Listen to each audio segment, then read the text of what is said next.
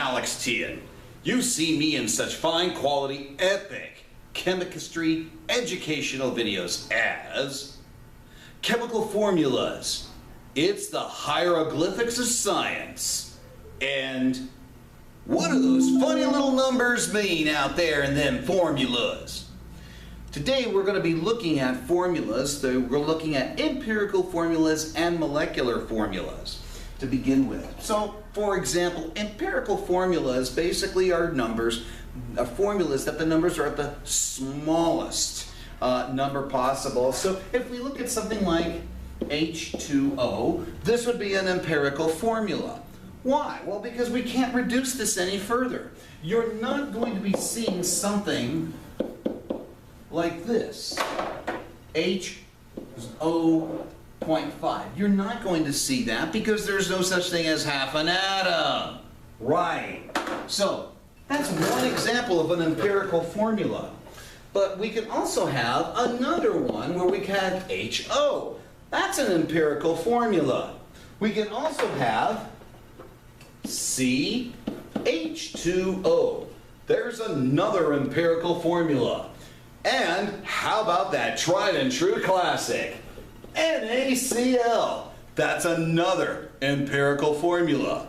Great. Now that we got empirical formulas down, let's take a look at molecular formulas. They sound more important. Actually, they are a bit beefier than the empirical formulas because they do show you what elements are involved and how many, but they are not the empirical formulas. So let's take an example for a moment here.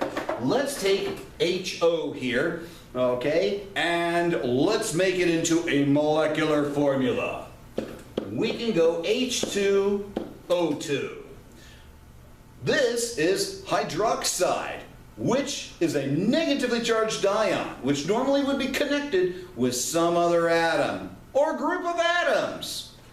This is hydrogen peroxide. They are both different, totally different in personality. This is OH, here's H2O2. This is a molecular formula. It is not an empirical formula. Why not?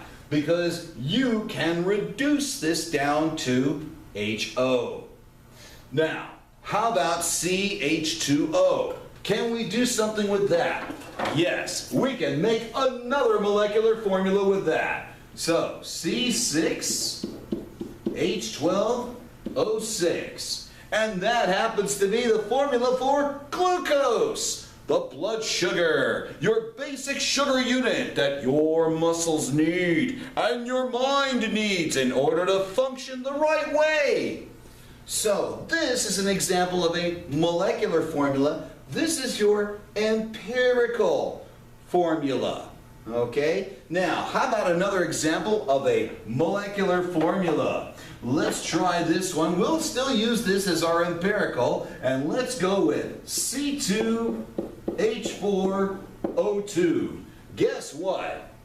Acetic acid, which more people know commonly as vinegar. Yes. Now, look at the difference. Here is vinegar, here's glucose, and this is the empirical formula, which is in the form of formaldehyde, used to preserve dead bodies, slow down that decomposition process.